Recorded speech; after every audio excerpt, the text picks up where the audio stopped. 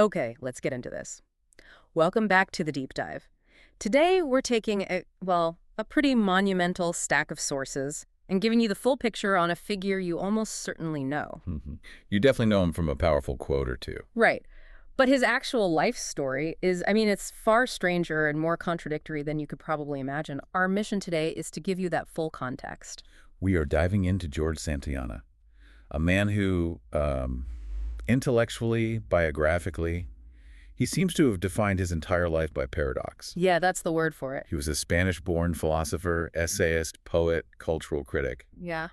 Yet he becomes this defining voice in the American philosophical tradition. It's Yeah. an odd fit. And a committed materialist and atheist, but, and this is a detail that just blows my mind, he spends the last decade of his life under the care of Catholic nuns. You can't make it up. You really can't. Our sources, they paint a picture of someone who was constantly operating in that gap, the breach between cultures, between faith and reason, between poetry and physics. So our goal is to move beyond those famous one-liners. Exactly. We want to understand the full, complex system of thought and the profoundly contradictory life that produced them. And it is those contradictions that are, I think, the most fascinating part of this whole deep dive. The mission is to understand not just the man who wrote the quotes, but the full philosophy, the choices, the things that anchored his legacy. And speaking of that legacy, here's where it gets really interesting. Santayana holds this incredibly rare distinction among philosophers. 3 of his aphorisms have totally, completely anchored his standing in public discourse, globally. These aren't just, academic talking points. They're cultural touchstones. Right. Let's start with the big one, the one everyone has heard.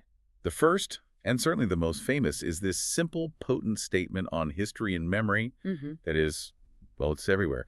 Those who cannot remember the past are condemned to repeat it. It seems to capture the very essence of, human tragedy and historical responsibility. It's so perfect. It is. The second one is just as tragic, and it's so often misattributed. People always say it's Plato. Oh, I've seen that 100 times. But our sources are very clear. This is definitively Santayana. Only the dead have seen the end of war. That's just a chilling observation on the permanence of conflict. Just brutal. And the third one, it defines an entire philosophical concept, aesthetics, in one elegant, intellectual phrase that just cuts right to the heart of how we experience beauty. He defined beauty as Pleasure objectified. pleasure objectified. We are definitely going to unpack that one later. Oh. So this is the man born Jorge Agustin Nicolas Ruiz de Santayana y Borras in Madrid, 1863. Right. And he dedicates his life to this broad-range cultural criticism. But after he achieves the absolute height of academic success, the very peak of influence at Harvard, he just quits. It's a radical choice. He resigns at age 48 and permanently returns to Europe. He lives there until his death in Rome in 1952. That self-imposed exile, that fundamental rejection of the world he helped shape, it speaks volumes, doesn't it? It points to the central internal tension that defined everything he did. To truly grasp that philosophical perspective, which was always that of a perpetual outsider, we have to start at the very beginning. His upbringing was one of profound geographic and cultural fragmentation. A life of splits. A life of splits that he never really reconciled. He was born in Madrid in 1863, spent his earliest years in Avila, Spain. But the complexity, it all comes from his mother, Josefina Borras. Okay. This was her second marriage. Her first husband was a wealthy Boston merchant named George Sturgis. The Boston connection. So that's where America comes into the picture. That's where it comes in. And here's the source of the fracture. Josefina had 5 children with Sturgis, and she had promised her late husband that she would raise the survivors in the United States. So she makes a promise to a dead man. She does, and she keeps it. In 1869, she takes the 3 surviving Sturgis children, and she returns to Boston. Okay, wait. Think about that moment. She's returning to fulfill this promise from her previous life, and she leaves 6-year-old Jorge, her son, from her current marriage, behind in Spain with his father. She does. That is an immense biographical detail. I mean, it establishes a template of profound early separation right from the get-go. It absolutely does. And the family, they did try a reunion. Jorge and his father followed Josefina to Boston 3 years later in 1872. Jorge was 8 years old by then. And how did that go? Not well. The sources are explicit. The father was deeply unhappy. He disliked Boston, and he disliked his wife's, what he saw as a rigid, emotionally distant attitude. So what happened? After a brief stay, His father returned alone to Avila, permanently. So the boy is effectively abandoned a second time, first by his mom going to Boston, then by his dad going back to Spain. That's one way to look at it, yes. So he's raised in the United States from age 8, educated entirely in the American system, yet his biological father is now separated by an ocean, living a completely different life. He must have been a child who was constantly, culturally and linguistically translating his world. Completely. His name was anglicized to George, he absorbed American culture, but he was always operating with this deep sense of cultural displacement. This permanent duality it was baked into his identity. And it's fascinating that despite all this American education and later becoming this huge American intellectual, our sources stress that he always retained a valid Spanish passport. Always. He didn't even see his father again until he was already at Harvard College and started spending his summers traveling back to Spain. That is so critical. It shows he never fully let go of his Spanish roots. He just held them at a distance, like a cultural reference point. Right. And that unique position, simultaneously belonging to the American intellectual elite, but Yeah. maintaining the perspective of the European cultural outsider, that became the foundational lens through which he saw everything. So once he gets to Harvard, this brilliant but displaced mind finds a home in what we now call Harvard's golden age. Mm-hmm. And this wasn't just schooling, right? This was total immersion in the highest levels of American philosophical discourse. Oh, completely. He had attended Boston Latin School, then Harvard College, and he was clearly a singular talent. I mean, his academic mentors were literal giants of the field. Who are we talking about? He studied under William James, The father of American pragmatism. the father of American pragmatism, and Josiah Royce, the leading figure of American idealism. Wow. Okay, so imagine sitting in lectures with both of them. You have James focusing on practical consequences and the will to believe. And then you have Royce, who's all about the absolute and the social nature of reality. The internal intellectual conflict he must have experienced and then had to resolve, studying under those two titans. It must have been immense. It feels like it prepared him perfectly for his later role as a synthesizer and a critic. It did, and he excelled. Graduated summa cum laude in 1886, elected to Phi Beta Kappa. But the academic accolades, they're only part of the story. The critique we read noted that just listing his achievements isn't enough. We need to see the range of this mind. Absolutely. Because he wasn't the stereotypical reclusive academic, was he? Not at all. He was incredibly integrated into student life. He co-founded the literary journal, the Harvard Monthly. He was in the Literary Society. Okay, he was even founder and president of the Philosophical Club. And this is where the aesthetic side of the man, the poet, really shines through. He was an editor and a cartoonist for the Harvard Lampoon. I love that detail. Well, A cartoonist. Yeah. And he acted. He played the role of Lady Elfrida in the hasty pudding theatrical production of Robin Hood in 1885. a cartoonist and an actor, but also a philosopher studying under James and Royce. The sheer range of engagement there, from high idealism to, slapstick comedy, is what made him so unique. He was testing the boundaries of human experience in every way he could. And then, after his degree in 1886, he takes the path of many elite academics of that era. We can call it the Berlin Interlude. He spends 2 years in Germany. He does, studying intensively. So after this deep dive into Harvard's, very American philosophy, what did that European interlude give him? It exposed him directly to the currents of continental thought, specifically the German academic tradition that he would ultimately push back against. He comes back to Harvard to complete his dissertation on the German philosopher Hermann Lotze in 1889. So the foundation is complete. It is. He has the cultural perspective of Spain, the foundational education of America, and the critical exposure to German philosophy.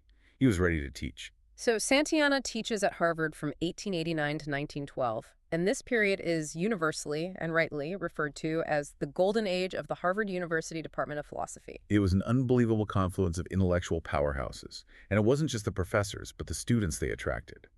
Santayana's classroom was a crucible for the next generation of American public life, philosophy, literature. The sheer overwhelming talent on his student roster is truly jaw-dropping. It is. Okay, let's unpack this list, because we need to go beyond just the names and talk about the nature of his influence. The range is just baffling. For a start, we have two of the most monumental figures in modernist literature, T.S. Eliot and Gertrude Stein. And what stands out to me is how a philosopher focused on naturalism and materialism could influence the deeply symbolic, sometimes spiritually fraught work of T.S. Eliot. Right. What's the connection? Well, it's speculated that Santayana's deep aesthetic appreciation for cultural forms, particularly his appreciation for the form of Catholicism separate from its religious content, heavily influenced Eliot's later move toward cultural traditionalism and Anglicanism. So Santayana showed him how to value the structure and beauty of the past, even if you didn't buy into the dogma. Exactly. He offered a way to appreciate tradition without necessarily subscribing to the faith. Okay, now shift gears completely. Yeah. You have major public intellectuals, journalists, and jurists. People like Walter Lippmann, The influential journalist and public intellectual, yeah. and learned hand, one of the most respected judges in American history, and Supreme Court Justice Felix Frankfurter. With them, you can see how Santayana taught them to apply philosophical rigor to practical social issues.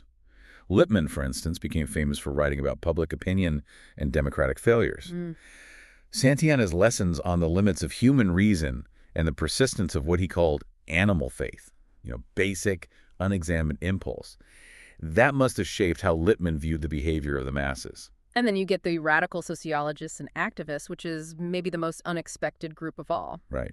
W.E.B. Du Bois, a foundational figure in sociology and civil rights activism, and Max Eastman, the political and literary critic. How does a materialist philosopher connect with them? Well, it tells us that his system, though sometimes distant and detached, provided tools for critical analysis that could cross the political spectrum.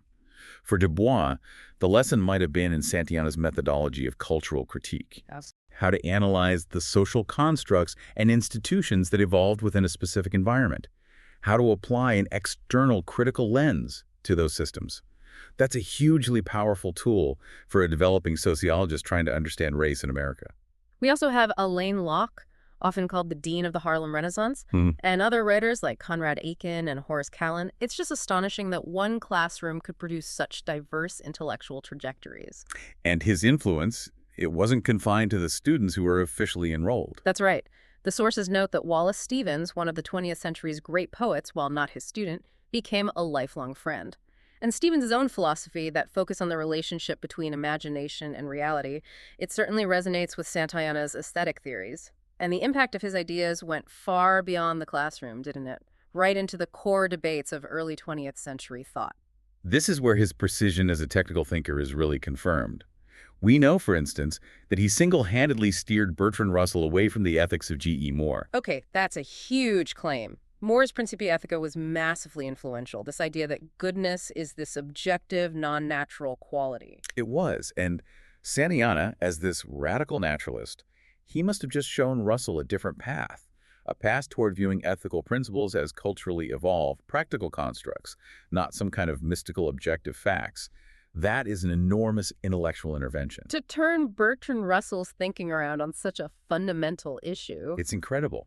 And he influenced massive systematic works, too. If we connect this to the bigger picture of cosmology and metaphysics, Alfred North Whitehead quoted Santayana extensively in his magnum opus Process and Reality in 1929. So Whitehead, who is trying to build this massive, coherent metaphysical system, found Santayana's insights essential to his own structure. He did. And then, decades after he'd left the field, he even left a mark on sociology. The Canadian-American sociologist Irving Goffman cited Santayana as a central influence in his famous book, The Presentation of Self in Everyday Life, in 1959. Goffman's work focuses on social interaction as a kind of performance, right? Exactly. Which, if you think about it, aligns perfectly with Santayana's ideas about human cognition and institutions being functional tools that we use to harmonize with our environment. Society is, in part, a tool to achieve comfort and happiness. Right. And then finally, shifting gears again, his ideas even underpinned new religious thought. The religious historian Jerome A. Stone credits Santayana with contributing to the development of religious naturalism. This is a philosophical view that seeks meaning and purpose entirely within the observable natural world without needing any supernatural intervention. So whether you were a poet, a jurist, a sociologist, or a theologian, Santayana provided this powerful framework for critical analysis that separated the content of an idea from the utility of its form. Precisely. He didn't feel bound to defend American pragmatism or German idealism or Spanish Catholicism. He took what was useful from each, filtered it through his deep materialism, and built his own system. He was an analyst, not an apostle. So now we need to define that analytical system. Despite his close association with American figures like James and Royce, Santayana was really rooted in a fundamentally different philosophical tradition.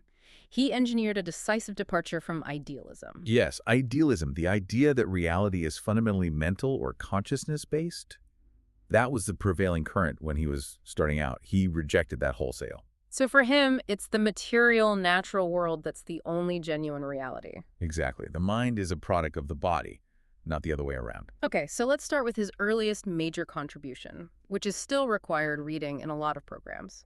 His work on aesthetics. His first book-length monograph, The Sense of Beauty, from 1896. And this is considered the first major work on aesthetics written in the U.S.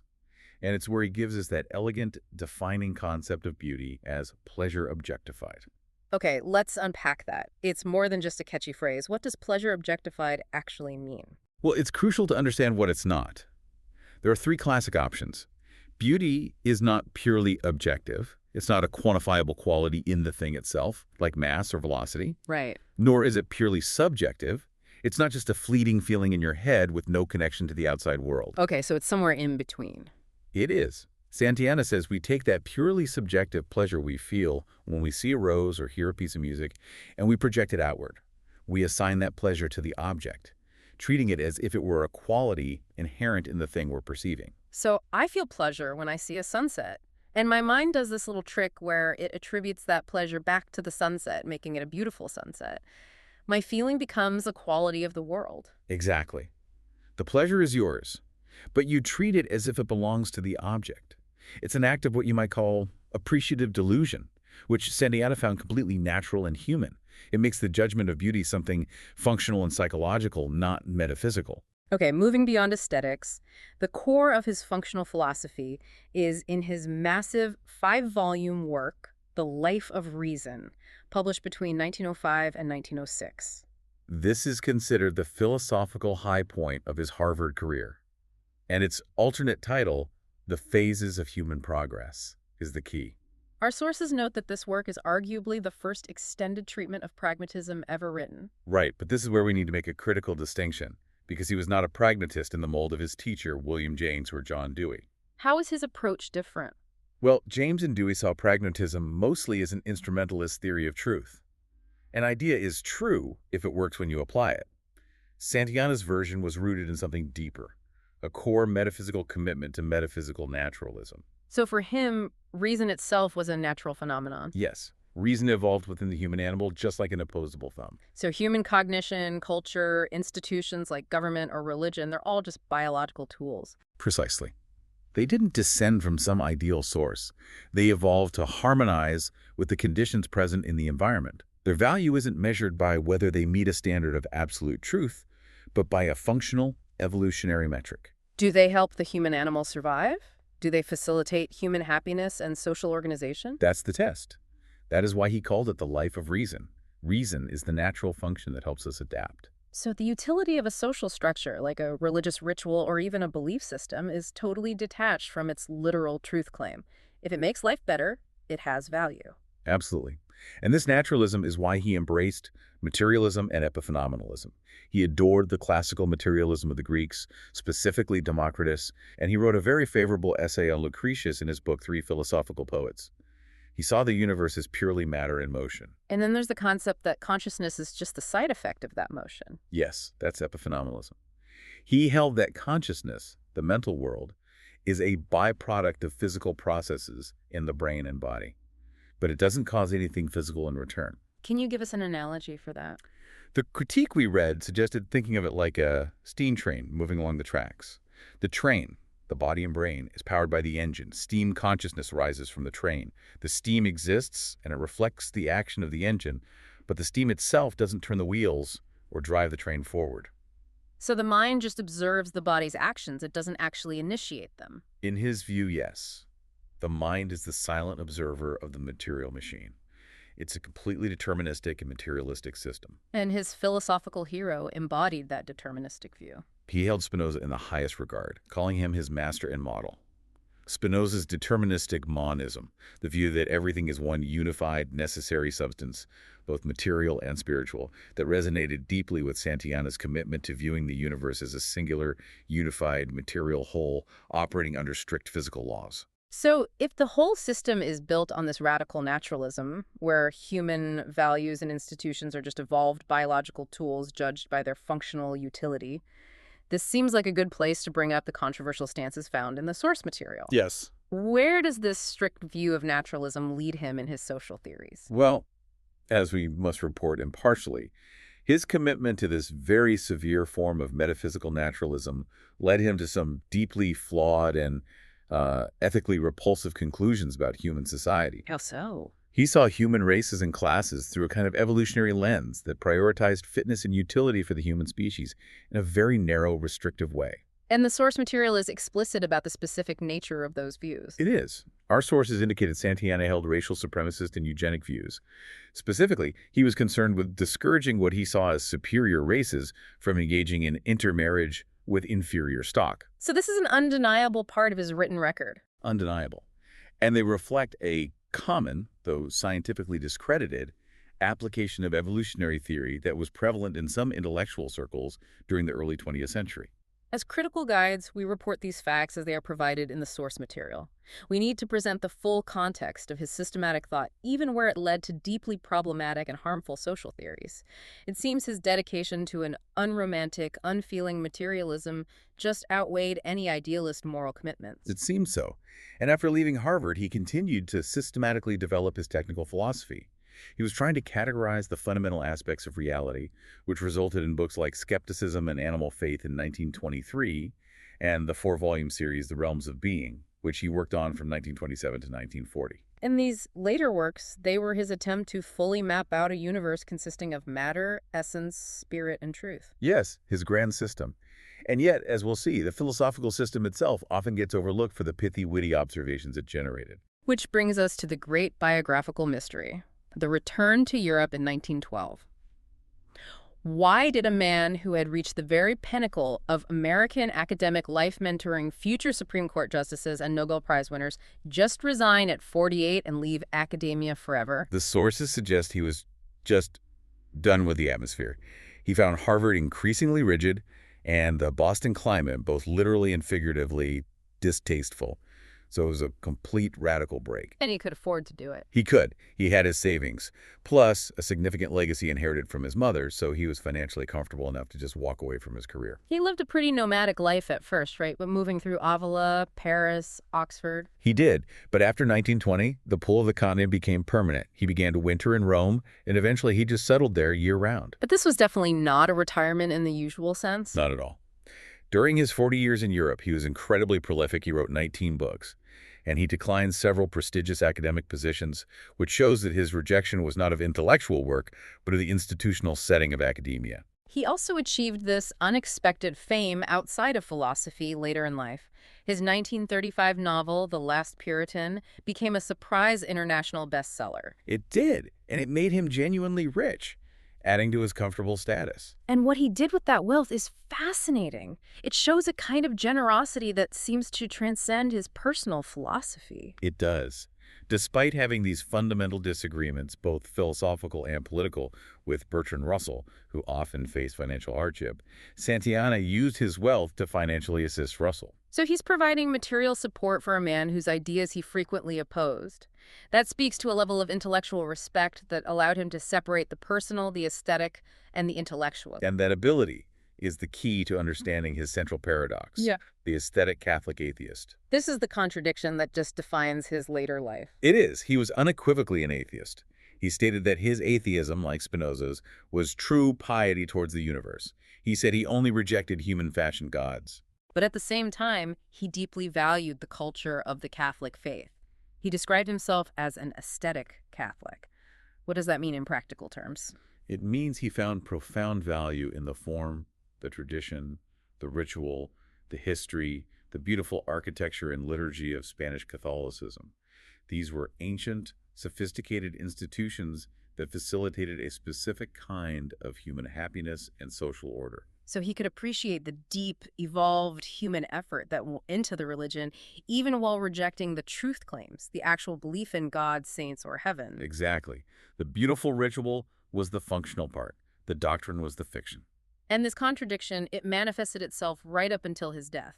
This is where the story gets profoundly ironic. The ultimate expression of this paradox is where he chose to live the last decade of his life. From 1941 until his death in 1952, he lived in Rome, not in a grand apartment, but in a hospital and convent run by Catholic nuns. You're kidding. No, specifically the Little Company of Mary, who are also known as the Blue Nuns, on the Celian Hill. So, the radical materialist, the philosophical champion of naturalism and skepticism, who viewed consciousness as mere steam rising from an engine, was literally nursed, cared for, and lived among devout Catholic sisters for over a decade. The atheist living inside the structure of the church, taking comfort in its form. It's the perfect encapsulation of his aesthetic Catholicism. It is. He valued the physical comfort, the quiet routine, the structure the nuns provided.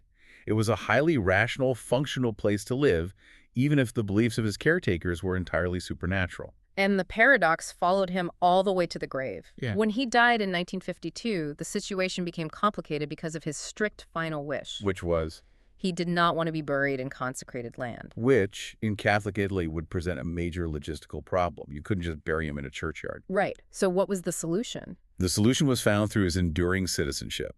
Because he had always retained that valid Spanish passport, the Spanish consulate intervened. And he was ultimately buried in the Spanish Pantheon in the Campo Verano Cemetery in Rome. A true symbol of his divided life. Buried by the Spanish state, in the Italian capital, in an unconsecrated space, after having been nursed by the Catholic Church. A man of split loyalties to the very end. He was the eternal outsider, even in death. Mm-hmm. The great irony of Santayana's legacy is that while his technical philosophy is dense and systematic, it required 4 volumes, much of his enduring fame comes from his more accessible, non-philosophical writings. His literary output, yeah. It's where he distilled his wisdom into this pithy, memorable form. His novel, The Last Puritan, from 1935 was, as we said, a bestseller. It allowed him to speak directly to the public without the veil of academic philosophy. It's a Bildungsroman, the story of the protagonist Oliver Alden's personal growth, and it's just filled with his commentary on American and European manners. And then there is his autobiography, Persons and Places, from 1944. These works, the novel and the autobiography, they're treasure troves of his sharp opinions and witty sayings, his bums moss. And this literary dexterity is why we need to come back full circle to the power of the aphorism. These distilled nuggets of wisdom are what guaranteed his lasting cultural footprint. It proves that sometimes the simplest delivery is the most enduring. It does. Let's revisit the historical relevance of his most famous quote. Those who cannot remember the past are condemned to repeat it. The gravity of this statement is immense, especially in its specific historical applications. Its tragic universal relevance is confirmed by the fact that it is inscribed on a plaque at the Auschwitz concentration camp, translated into Polish. Wow. It links Santayana's intellectual plea for historical memory directly to one of humanity's greatest historical tragedies. Mm-hmm. Few philosophers ever achieve that level of direct ethical recognition. And the quote about war, only the dead have seen the end of war, that continues to permeate public life. It's often misattributed, but the source material notes that General Douglas MacArthur used this quote in his famous 1962 farewell speech at West Point. So it became central to American military and political rhetoric, this powerful, sobering reminder of the permanence of human conflict from a man who is otherwise known for a philosophy of utility and naturalism. And then we get to the delightful pop culture application. Santayana defined fanaticism in a way that is just utterly perfect for comedic effect. He defined it as redoubling your effort after you've forgotten your aim. That is just brilliant psychological insight. And what stands out to me here is the sheer irony of its cultural journey. The sources tell us who picked up on that. Chuck Jones, the legendary Warner Bros. Cartoonist. I love this. That's right. Jones used that exact definition of fanaticism to perfectly describe his creations, while E. Coyote and Roadrunner. So a statement born out of rigorous philosophical inquiry at Harvard, discussing the failures of reason and the persistence of animal impulse. It finds its perfect realization in a perpetually frustrated cartoon coyote who keeps buying ACME products and failing, yet never. It's the ultimate validation of its universality. It's an idea so perfectly formed that it applies equally to metaphysical systems, political crusades, or a cartoon animal running off a cliff again and again. And his continued presence in pop culture recognition just confirms that these ideas have transcended their origin. His death in 1952 is immortalized in the lyrics of Billy Joel's 1989 single, We Didn't Start the Fire. Hmm. And his quotes about fanaticism and historical forgetting are even used as thematic elements in episodes of Batman, the animated series. But what's fascinating here is the core paradox of his intellectual standing that we keep returning to, the double-edged nature of his writing skill. You're referring to his eloquence as a double-edged sword. Exactly. Santayana is universally revered as a master prose stylist, maybe one of the greatest philosophical writers in the English language.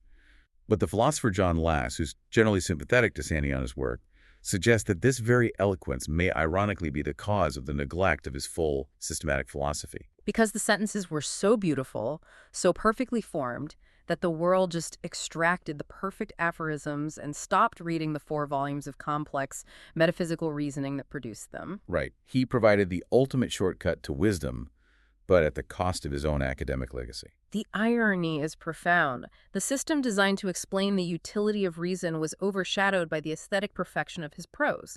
The beautiful container eclipsed the intellectual mechanism inside. So what does this all mean for you, the learner? If we synthesize this entire dive, Santayana emerges not just as a philosopher, but as the great cultural exile and synthesizer of the 20th century. He was Spanish-born, raised American, educated in Berlin, and he shaped 20th century thought from permanent European exile. We've learned that his massive influence at Harvard stretched across every field, mentoring giants from W.E.B. Du Bois to T.S. Eliot. Intellectually, his entire system was built on a radical devotion to naturalism, classical materialism, and skepticism. Viewing human institutions and even consciousness itself as purely evolved, functional responses to our environment. And personally, he lived a life defined by glorious paradox. The aesthetic Catholic atheist, who valued the culture of piety and ritual, was nursed by the Blue Nuns for a decade, yet insisted on burial in unconsecrated ground. Always the outsider. He defined beauty for us as pleasure objectified, and gave us the indispensable language to understand fanaticism and the profound, tragic necessity of historical memory. And here's the provocative thought we want to leave you with. Santayana's own systematic philosophy was built on a kind of pragmatism, the idea that knowledge is most valuable when it's understood and applied to facilitate human happiness and adaptation. Given that his dense systematic philosophy is so often overlooked in favor of his perfect aphorisms, what does it say about the application and utility of knowledge that the most enduring part of his legacy is the distilled wisdom of his quotes, rather than the complex, challenging system that produced them? Is the real function and highest utility of philosophy found in the perfect summary that guides action, or is it in the difficult, necessary process of building the systematic framework itself? That's something for you to mull over as you encounter his enduring words out in the wild. Thank you for joining us on this deep dive into the complex, contradictory world of George Santayana. We'll see you next time.